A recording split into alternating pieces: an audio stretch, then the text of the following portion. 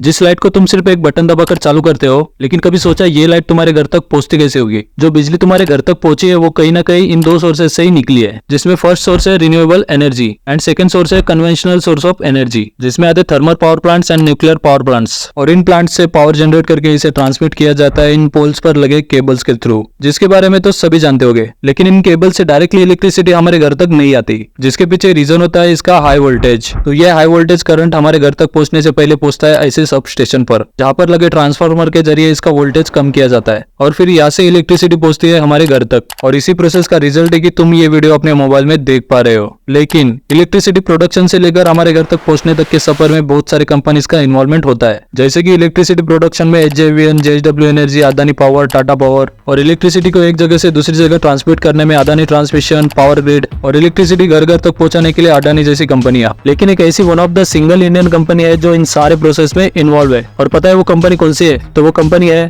Tata power. Tata power. Tata power. Tata power. Tata power का नाम तो हम बचपन से सुनते ही आ रहे हैं। सिर्फ हम ही नहीं, हमारे ग्रेट ग्रेट ग्रैंडफादर ने भी अपने बचपन में टाटा पावर का नाम सुना होगा। और वो इसलिए कि टाटा पावर कंपनी की शुरुआत हुई थी 18 सितंबर 1919 को। देश को आजाद हुए 75 साल हो चुके हैं, लेकिन टाटा पावर ऐसे इंडियन कंपनीज में से एक है जिसे 100 साल से भी ज्यादा हो चुके हैं। टाटा पावर का बिजनेस मॉडल इलेक्ट्रिसिटी प्रोड्यूस करना और हम तक पहुंचाना, बस इतना ही है। अगर तुम्हें भी ऐसा लगता है तो ऐसा बिल्कुल भी नहीं है। और भी ऐसे दो सेगमेंट है जिसमें टाटा पावर काम करती है, जिसके बारे में बहुत ही कम लोगों को पता है। जिसमें फर्स्ट वाला सेगमेंट भारत के इलेक्ट्रिक व्हीकल मार्केट के पॉइंट ऑफ व्यू से बहुत ही इंपॉर्टेंट सेगमेंट है। और सेकंड सेगमेंट वो सेगमेंट है जो घरों को, स्कूल्स एंड कॉलेजेस, ऑफिसेज जैसे और भी कई सारे इंस्टीट्यूशंस को इलेक्ट्रिसिटी के मामले में काफी हद तक आत्मनिर्भर बनाने का काम कर रही है। इन दोनों सेगमेंट को हम एकदम डिटेल में समझेंगे इस वीडियो के अगले सेक्शन में, जो है टाटा पावर का बिजनेस मॉडल।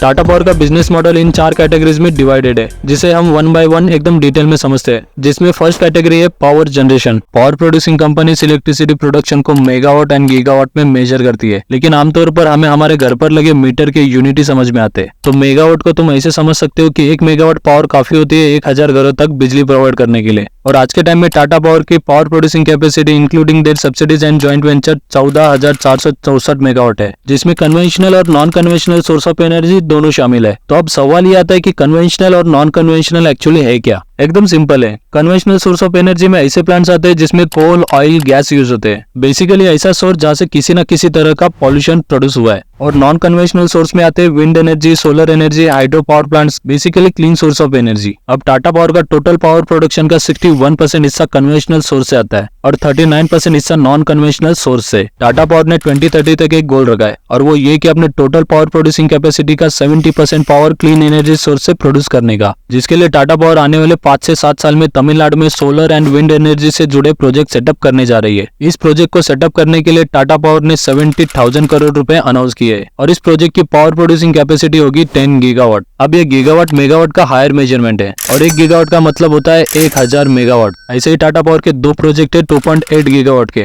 जो महाराष्ट्र के पुणे और रायगढ़ डिस्ट्रिक्ट में बनने जा रहे हैं। और ये प्रोजेक्ट होने वाले हैं हाइड्रो पावर प्रोजेक्ट। ऐसे ही सोलर, हाइड्रो, विंड एनर्जी से जुड़े कई छोटे मोटे upcoming power project Tata power देश के अलग अलग राज्यों में बिल्ड करने वाली है। यही सारे ग्रीन एनर्जी से जुड़े पावर प्रोजेक्ट टाटा पावर को 2030 तक अपने टोटल पावर प्रोड्यूसिंग कैपेसिटी का 70% पावर ग्रीन एनर्जी सोर्सेज से लाने के गोल को अचीव करने में मदद करेगा। अब ऐसा नहीं है कि टाटा पावर इंडियन कंपनी और टाटा पावर के सारे प्रोजेक्ट सिर्फ इंडिया तक ही सीमित है, बल्कि अभी के टाइम में Bhutan, Georgia, African country, Zambia में टाटा पावर के हाइड्रो पावर प्लांट्स ऑपरेशनल है। पावर प्रोड्यूस करने से लेकर हमारे घर तक पहुंचाने तक के सफर में सबसे इंपॉर्टेंट रोल होता है पावर ट्रांसमिशन का। टाटा पावर का देश भर में बहुत ही बड़ा पावर ट्रांसमिशन नेटवर्क है, जो है 4194 किलोमीटर, और टोटल पावर डिस्ट्रीब्यूशन नेटवर्क है 4 लाख सर्किट किलोमीटर से भी ज्यादा। अब कुछ लोग ट्रांसमिशन नेटवर्क और डिस्ट्रीब्यूशन नेटवर्क को लेकर थोड़ा कंफ्यूज हो जाएंगे। तो बेसिकली ऐसे पोल्स पर लगे केबल्स के थ्रू पावर ट्रांसमिशन किया जाता है, और ये हाई वोल्टेज पावर पहुंचता है ऐसे सब स्टेशन पर, और यहाँ से जो इलेक्ट्रिसिटी हमारे घर तक पहुंचती है वो होता है डिस्ट्रीब्यूशन नेटवर्क। और इस डिस्ट्रीब्यूशन नेटवर्क के जरिए टाटा पावर लगभग 1.25 करोड़ कंज्यूमर को इलेक्ट्रिसिटी सप्लाई करता है। Power generation and power transmission ये टाटा पावर के कोर बिजनेस सेगमेंट का हिस्सा है। लेकिन आगे आने वाले टाटा पावर के 2 ऐसे बिजनेस सेगमेंट है जो भारत के फ्यूचर पर्सपेक्टिव के हिसाब से बहुत ही इंपॉर्टेंट सेगमेंट है, जिसमें फर्स्ट वाला सेगमेंट है electric vehicle charging infrastructure. Market research firm Jato dynamic के अनुसार लास्ट ईयर 2023 में अप्रैल से सितंबर के बीच में इलेक्ट्रिक व्हीकल की sales year on year basis पे 112% से ग्रो हुई है। अगर यूनिट के हिसाब से देखा जाए तो 50,284 यूनिट ऑफ इलेक्ट्रिक व्हीकल्स, जो दिखाता है कि भारत का इलेक्ट्रिक व्हीकल पे शिफ्ट होना अभी शुरू हो चुका है। अकॉर्डिंग टू CII रिपोर्ट, भारत में इलेक्ट्रिक व्हीकल की बढ़ती हुई डिमांड को देखते हुए ईयर 2030 तक भारत में मिनिमम 1.32 मिलियन यानी 13 लाख से भी ज्यादा चार्जिंग स्टेशंस की जरूरत पड़ेगी। अब देश में ईवी चार्जिंग स्टेशन की डिमांड बढ़े तो ऐसे में ऐसा तो नहीं हो सकता कि इंडियन कंपनीज इसमें पीछे रहना चाहेगी। अभी के टाइम में कई सारी ऐसी इंडियन कंपनीज है जो all across the country EV charging station setup कर रही है, जैसे कि जियोबी पीपल, स्टैटिक, अदानी गैस। और अदानी ने तो इस सेक्टर में कुछ ज्यादा ही बड़ा गोल ऑलरेडी सेट कर लिया है। इन कंपनीज का शॉर्ट पे रिव्यू करके हम आगे ये देखेंगे कि टाटा पावर इन कंपनीज के कंपैरिजन में कहाँ स्टैंड करती है। जियोबीपी ये एक पेट्रोलियम कंपनी है जिसे मुकेश अंबानी की रिलायंस इंडस्ट्रीज ओन करती है। इसी कंपनी के अंडर का ब्रांड है जियोबीपी पल्स, जो ईवी चार्जिंग स्टेशन और बैटरी स्वैपिंग के बिजनेस में है। आज के टाइम में जियोबीपी पल्स इंडिया का लार्जेस्ट ईवी इंफ्रास्ट्रक्चर बनाने के ऊपर काम कर रहा है। स्टैटिक ये कंपनी भारत के ईवी चार्जिंग इंफ्रास्ट्रक्चर के सेक्टर में तेजी से उभरती हुई कंपनीज में से एक है। स्टैटिक 7,000 से भी ज्यादा चार्जिंग स्टेशन के साथ भारत की one of the biggest charging station provider company है। अदानी ग्रुप की कंपनी अदानी टोटल गैस, जिसकी सब्सिडी कंपनी है अदानी टोटल एनर्जीज ई मोबिलिटी लिमिटेड, जिसका ईयर 2030 तक one of the India's biggest charging infrastructure network बनाने का प्लान है, which is 75,000 charging station all over the India. और भी कई सारी इंडियन कंपनीज है जो ईवी इंफ्रास्ट्रक्चर के सेक्टर में अभी से ही अपना मार्केट शेयर कैप्चर करने में लगी हुई है। अब फाइनल क्वेश्चन ये बचा है कि what about the Tata power. तो मेरे हिसाब से तो टाटा पावर इस सेक्टर में बहुत ही तेजी से लगी पड़ी है, क्योंकि अभी तक टाटा पावर ने 80,000 होम चार्जिंग स्टेशन का माइलस्टोन अचीव किया है with 5,300 plus public charging station and 850 ई बस चार्जिंग स्टेशन। अब कुछ लोग होम चार्जिंग स्टेशन को लेकर थोड़ा कंफ्यूज हो जाएंगे। तो सीन कुछ ऐसा है कि बात करें टू व्हीलर की तो ये गाड़ियां हमारे घर के रेगुलर कनेक्शन में भी आसानी से चार्ज हो जाए, लेकिन जब बात आती है फोर व्हीलर की तो ऐसे में रिक्वायरमेंट होती है थोड़े हाई वोल्टेज करंट की। तो ऐसे में कॉन्सेप्ट आता है होम चार्जिंग स्टेशन का, जिससे इलेक्ट्रिक व्हीकल हाई स्पीड से चार्ज हो पाए। तो ऐसे ही 80,000 चार्जिंग स्टेशन टाटा पावर ने अभी तक all across the country install किए है। लेकिन आज के समय में सिचुएशन कुछ ऐसी है कि पेट्रोल पंप मिलना आसान है as compared to charging station. तो क्यों ना कभी ऐसा हो कि हर पेट्रोल पंप के ऊपर चार्जिंग स्टेशन भी अवेलेबल हो। तो इसी मोटिव के साथ हाल ही में टाटा पावर ने हिंदुस्तान पेट्रोलियम कॉर्पोरेशन लिमिटेड के साथ कोलैबोरेशन किया है, जिसके अंडर आने वाले दिसंबर 2024 तक all across the country petrol pumps के ऊपर 5,000 चार्जिंग स्टेशन बनाने का गोल रखा है। इस कोलैबोरेशन से टाटा पावर को अपना ईवी चार्जिंग नेटवर्क देश भर में एक्सपांड करने में बूस्ट मिलेगा। ऐसे ही टाटा पावर ने MOU साइन किया है इंडियन ऑयल के साथ, जिसके तहत Indian oil all across the India 500 charging station install करेगी। इसी तरह टाटा पावर ने चार्जिंग स्टेशन इंस्टॉलेशन को लेकर कई MOU साइन किए with government and non government entities. तो अब तक तो ये जान लिया कि आज के टाइम में ईवी चार्जिंग स्टेशन की डिमांड बहुत तेजी से बढ़ रही है और आने वाले समय में ये तेजी और भी देखने को मिलेगी। और ईवी चार्जिंग स्टेशन के मार्केट में टाटा पावर का मार्केट शेयर क्या हो सकता है, इसका अंदाजा तुम खुद लगा सकते हो। ऐसे में टाटा पावर का एक और ऐसा बिजनेस सेगमेंट है जो दिखाई कम दे रहा है लेकिन ग्रो बहुत हो रहा है। कुछ समय पहले घरों और बिल्डिंगों की छत कुछ इस तरह दिखती थी और आज के समय में कुछ घरों और बिल्डिंगों की छत ऐसे भी दिखने लगी है। तो टाटा पावर के इसी आखिरी बिजनेस सेगमेंट के बारे में हम शॉर्ट में रिव्यू करने वाले हैं, जो है टाटा पावर का सोलर रूफटॉप बिजनेस।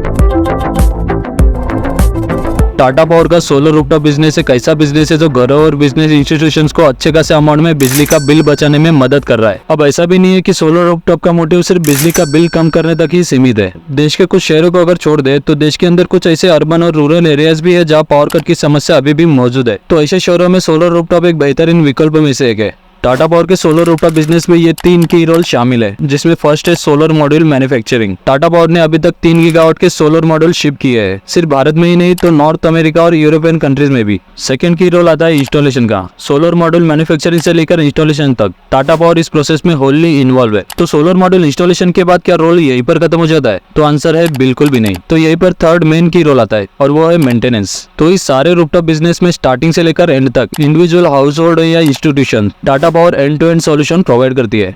जब भी हम किसी कंपनी का फंडामेंटल एनालिसिस करते हैं तब हमें उस कंपनी के बिजनेस के बारे में तो समझ लेना इंपॉर्टेंट होता ही है, लेकिन कंपनी का one of the most important pillar होता है उसका फाइनेंशियल परफॉर्मेंस। क्योंकि देखा जाए तो हर कंपनी का एट द एंड एक ही गोल होता है और वो है प्रॉफिट। जब ईयर ऑन ईयर बेसिस पे कंपनी के प्रॉफिट बढ़ेंगे तब उसका शेयर प्राइस भी जरूर बढ़ेगा। लेकिन कंपनी का शेयर प्राइस बढ़ने के पीछे सिर्फ प्रॉफिट ही एकमात्र रीजन नहीं है, तो और भी कई ऐसे फाइनेंस से जुड़े फैक्टर्स है जिसका इम्पैक्ट कंपनी के शेयर प्राइस पर जरूर होता है। तो इसी टाटा पावर के फाइनेंस से जुड़े फैक्टर्स को आगे हम जानने वाले हैं।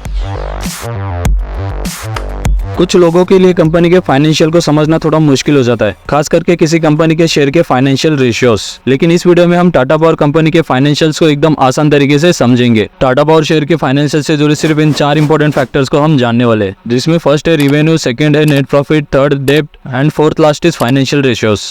तो शुरू करते हैं रिवेन्यू से। टाटा पावर का पिछले 5 साल का रिवेन्यू देखे तो फाइनेंशियल ईयर 2019 में टाटा पावर का रिवेन्यू था 33,735 करोड़, जो फाइनेंशियल ईयर 2023 तक बढ़कर 61,123 करोड़ हो चुका है। मतलब पिछले 5 साल में टाटा पावर का रिवेन्यू ऑलमोस्ट डबल हो चुका है। नेट इनकम की बात करें तो फाइनेंशियल ईयर 2019 में टाटा पावर का टोटल नेट इनकम था 2,356 करोड़, जो फाइनेंशियल ईयर 2023 तक बढ़कर 3,336 करोड़ हो चुका है। Now let's know about the Tata power के ऊपर लॉन्ग टर्म डेब्ट कितना है। 2019 में टाटा पावर के ऊपर लॉन्ग टर्म डेब्ट था 31,139 करोड़, जो फाइनेंशियल ईयर 2023 तक बढ़कर 34,219 करोड़ हो चुका है। अब ये डेब्ट देखकर ज्यादा शॉक मत हो जाना। ज्यादातर पावर प्रोड्यूसिंग कंपनी के ऊपर डेब्ट थोड़ा हेवी ही होता है, जिसके पीछे रीजन ये होता है कि पावर प्लांट बिल्ड करने के लिए कंपनीज को हेवी इन्वेस्टमेंट की जरूरत होती है, और ये इन्वेस्टमेंट होती है वन टाइम इन्वेस्टमेंट। एक बार पावर प्लांट बिल्ड होने के बाद वहां से कई सालों तक पावर प्रोडक्शन होते रहता है, और कंपनी को आगे चल के ज्यादातर मेंटेनेंस कॉस्ट ही बेयर करनी पड़ती है। Now next is one of the most important point of the financial analysis, which is financial ratios of Tata Power share।